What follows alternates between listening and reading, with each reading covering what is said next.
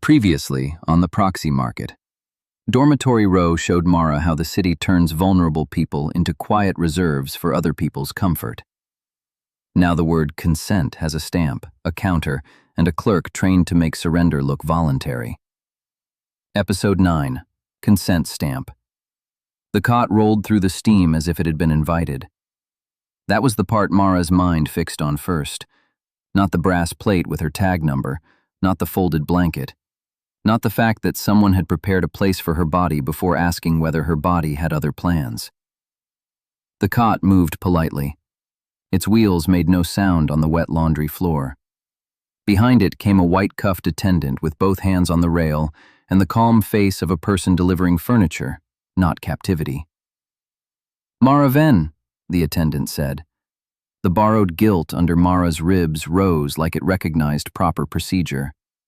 "Apologize," it suggested.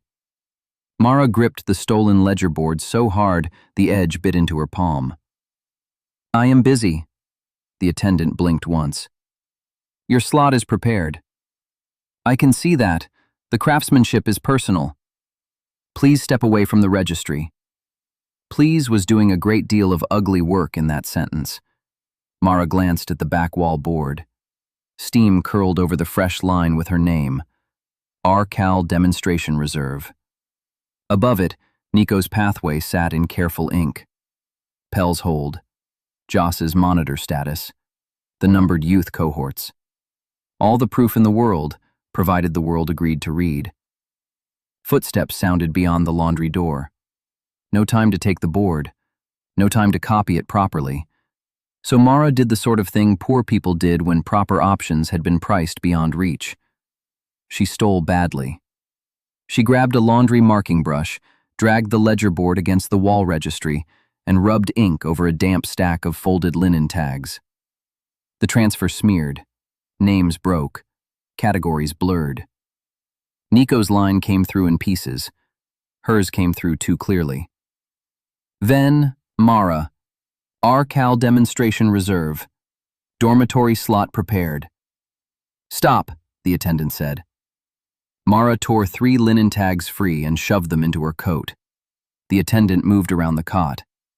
The black docket warmed against Mara's ribs. "Dormitory intake available." "No," Mara said. The word came out smaller than she wanted and stronger than the guilt expected. She threw the ledger board. Not at the attendant, at the steam valve behind him. The board struck badly because her aim had always been moral rather than athletic, but the corner clipped the valve wheel hard enough to turn it a 1/4 inch. Steam burst sideways in a white sheet. The attendant shouted. Mara ran through hanging linens. Sheets slapped her face. Wet cloth tangled her arms. Somewhere behind her the cot bumped the wall with an offended thud. The guilt tried to make each collision her fault. She breathed before answering each time. "Not now. Not mine. Later, if earned." She found the service stair by following cold air. The hallboy from No Wake Reserve stood at the bottom with a laundry cart in both hands and terror written all over his face. "You should not be here," he whispered. "That is becoming my main skill." He shoved the cart toward her. "Down chute goes to street bins. Do not land head first." "Is that medical advice?" "It is gravity advice." "Useful." Above them, a white-cuffed voice shouted, "Seal the lower exits." Mara looked at the boy. He could not have been older than Nico. His cuffs were gray, his shoes were too large, and his eyes had the exhausted blankness of a child learning how much danger could be hidden inside employment. "Name?" she asked. He shook his head. "Fair." She climbed into the cart. "If they ask," Mara said, "I forced you." His mouth twisted. "Did you?" "Morally, no. Administratively, let's be generous." He pushed. The chute was dark, narrow, and smelled like old sheets, wet stone, and every laundry mistake Marrow had ever made. Mara slid hard enough to lose dignity in 3 distinct places. She hit the street bins feet first, then shoulder, then pride, which by now was experienced in damage order. Rain hit her face. She lay among wet linen bags behind Dormitory Row and laughed once because the alternative was becoming philosophical in a trash bin. Then she got up. The linen tags were still in her coat. The reader's strip envelope was still against her chest. The black docket was still warm. Nico was still west. Breck found her behind the bins 7 seconds after dignity became mathematically impossible. He skidded into the alley, saw her coat, saw the wet linen bags, saw the laundry chute above them, and pressed both hands over his face. "I told you to avoid white cuffs." "I did, briefly. That word is carrying a lot of corpse weight. I am not dead. You are in a laundry bin behind Dormitory Row with a docket that makes clerks sweat. Let us call dead a flexible civic category." Mara pulled one of the linen tags from her coat and shoved it at him. Breck took it automatically, then saw the smudged ink. His fingers tightened. "By the ledger. Take that to Tamsin. This is not enough. It is 1 copy. 1 bad copy. Then preserve it badly." He looked toward the street mouth. "Come with me. I know a broker cellar under Pike Lane. No public reader, no watch desk. We can hide you for 6 hours and copy this properly." 6 hours sounded like luxury. 6 hours sounded like Nico waking, finding her note, finding the packet, hearing a sponsor clerk say his sister had been medically delayed and that adults often feared new systems before understanding them. 6 hours sounded like Varric's office teaching Dormitory Row what the leak was allowed to mean. "No." Breck stared. That was not a thoughtful no. "It was, I thought, and hated it. Public boards require consent stamp." "I know. Your stamp, Mara. Your name, your tag, your legal liability. If you put this on a Civic Ledger board, they do not have to find you. You have introduced yourself. They already put my name on a cot. A cot is quieter than a public board. That is why I am choosing the board." Breck's comic face gave way to something smaller. "They will change the words." Mara looked at the damp tag in his hand. R-CAL had blurred, but her name had not. The city had excellent instinct for preserving ownership. Then people need to see the first words before the second ones arrive. For how long? Long enough for someone to remember they changed. Breck looked like he wanted to argue, and had discovered all his arguments were made of things he had sold to live. "Fine," he said. "I get this to Holt. Then your brother, if Holt thinks it will help.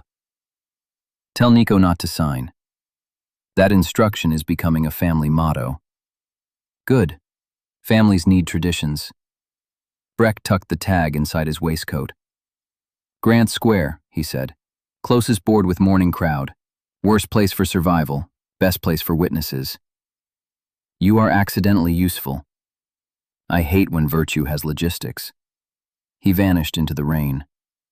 Mara stepped out of the alley with 2 remaining linen tags, 1 reader strip envelope, 1 black docket, and the sort of plan that would have looked better if anyone else had suggested it.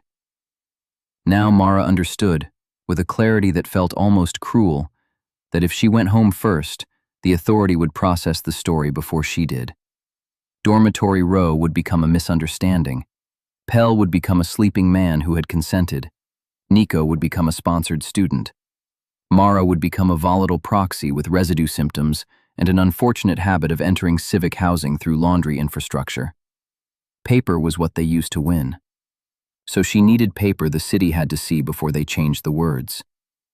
The nearest Civic Ledger board stood in Grant Square outside the old fish market, where citizens posted claim disputes, missing goods, death notices, marriage bonds, market corrections, and the occasional poem by someone who needed more friends and fewer vowels. By 6th bell, the square had begun pretending to be mourning. Vendors raised awnings. Buyers crossed slick stones with coffee in capped brass cups. Proxies queued under the board to check rate adjustments. Above them, the public ledger screen glowed blue, divided into categories. Lost, found, claim, notice, civic, consented disclosure. Mara stared at the last category. Of course. The city did not fear confession. It had built a box for it. She stepped to the posting rail. A posting clerk with yellow cuffs looked up. Disclosure requires identity stamp. I know. Materials must be factual, consented, and not disruptive to public order. That sentence must get tired. Excuse me? Mara placed the 3 damp linen tags on the rail. The ink had blurred further during the shoot. Nico's line was still readable if you already knew what dread looked like. Mara's was unmistakable. The clerk's trained expression faltered at RCal. Mara added the reader strip envelope. Residue test, she said. Dormitory holding map. Names of candidates for renewal demonstration, including children. The clerk did not touch the envelope. Medical claims require ward validation. Tamsin Holt. Nurse Holt has not registered a civic disclosure. She is having an exciting morning. That is not a validation code. It rarely is. Behind Mara, someone muttered about the queue. The black docket heated. Mara pulled it out and set it beside the linen tags. The clerk took 1 step back. That was all the validation Mara got. Post it, Mara said. Disclosure requires your consent stamp. It is my name on the cot. That is not consent. Finally, a rule with self-awareness. The clerk did not smile. Your stamp publishes your identity, tag status, and legal responsibility for the claim. Mara thought of Nico, of page 2, of Hope standing clean beside proof, of Pell's hand shaking under the dormitory blanket, of the unnamed hallboy shoving her toward gravity. She pressed her brass tag to the reader. Blue light snapped around her throat. The borrowed guilt tried one last time. Apologize.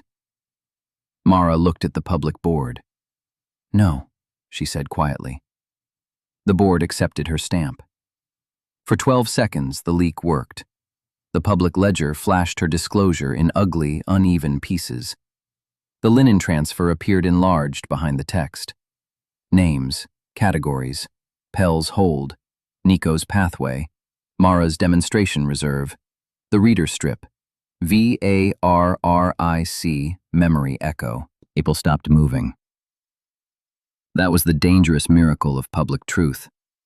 For a breath, everyone saw the same thing and had not yet been told what to call it. A woman with a coffee cup whispered, "Children?"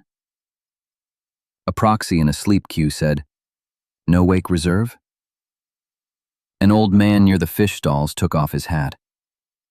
Mara stepped onto the bottom rail so her voice would carry. Dormitory Row is holding proxies for the renewal demonstration, she said. They are listed by tolerance: sleep, appetite, learning, residue. The market is preparing people before the vote, and the sponsorship pathways are tied to the same map. The board flickered. Mara felt it before she understood it. The little pause in the machinery. The way a contract engine made room for a more important sentence. A gold seal appeared at the top of the display. Market Authority response pending. The crowd made a sound. Not fear. Interest. That was worse. Director Varric's face appeared on the public board. Not live from the square. Recorded somewhere clean, with brass lamps and a gray-blue backdrop.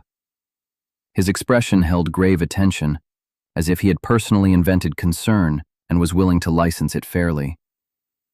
"Citizens of Marrow," he said, "thank you for your attention to a disclosure submitted under a valid proxy consent stamp." Mara went cold.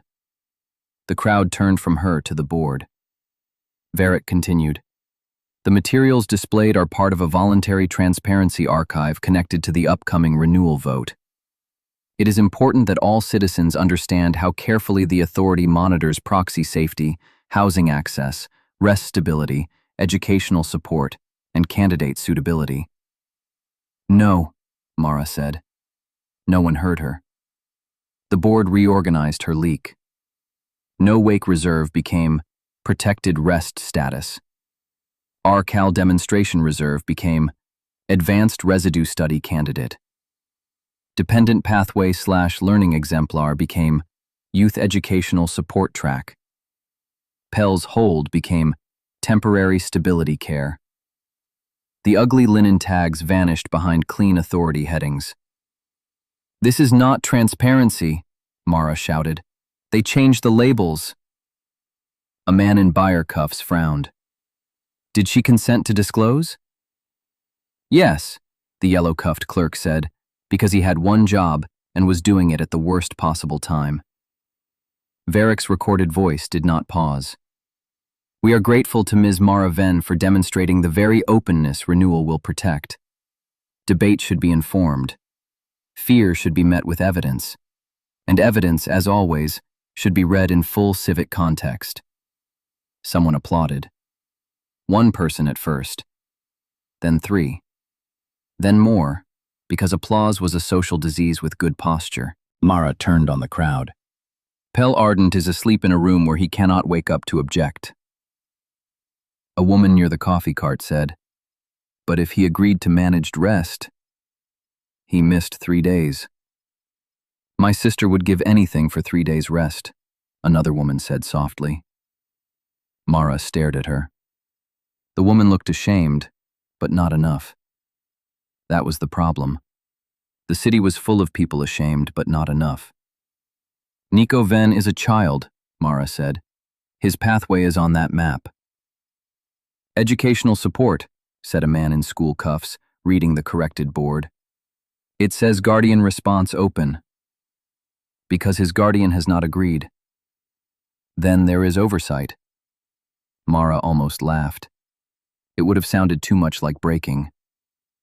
The board behind her shifted again. "Public forum invited. Consent and care and renewal services." Under it, in smaller text, "Featuring Director Varric. Proxy testimony welcome by appointment." The leak had become an event. Her fear had become programming. Her consent stamp sat at the bottom of the board, clean and blue and legally helpful.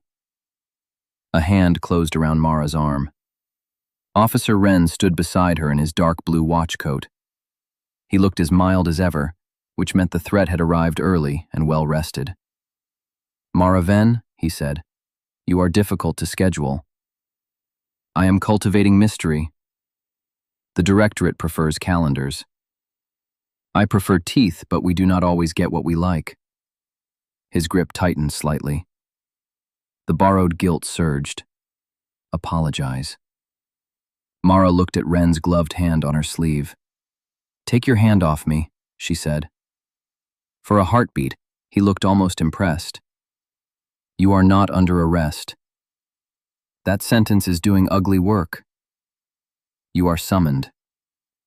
The public board chimed. Her brass tag answered with a sharp blue flash that hurt at the base of her throat. "Summons issued. Civic Renewal Directorate. Reason: unauthorized disclosure review. Required attendance: immediate. Contact officer: Wren." Mara looked past Wren to the board, where Varric's polished image smiled with patient civic sadness. A final line printed beneath the summons: "Bring all evidence and your consent stamp." Wren released her arm. "Director Varric will receive you now."